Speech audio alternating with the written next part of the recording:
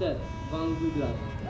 Numéro 11, Oscar Péché. C'est avec le cœur lourd que les joueurs de la délégation lavalloise sont rentrés sur le terrain de soccer mercredi. Effectivement, Hugo Saint-Denis s'est éteint le 27 juillet à la suite d'un accident de la route survenu quelques jours plus tôt alors qu'il revenait d'un match préparatoire en vue des Jeux du Québec. On peut être fiers des jeunes qui sont là. C'est des jeunes, mais c'est des grands avec une résilience et puis une force incroyable. Puis on dit toujours que le sport transforme et ça a un impact dans notre vie. Et je pense que vous avez un super exemple ici aujourd'hui.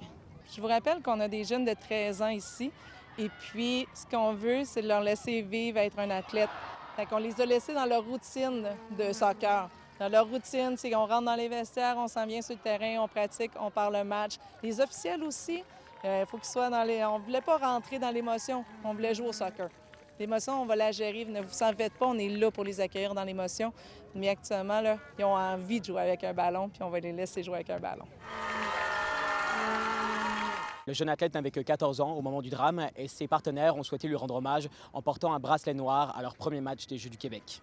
C'est une décision de l'équipe. L'équipe a voulu mettre un bracelet en noir avec un H dessus à l'honneur de Hugo.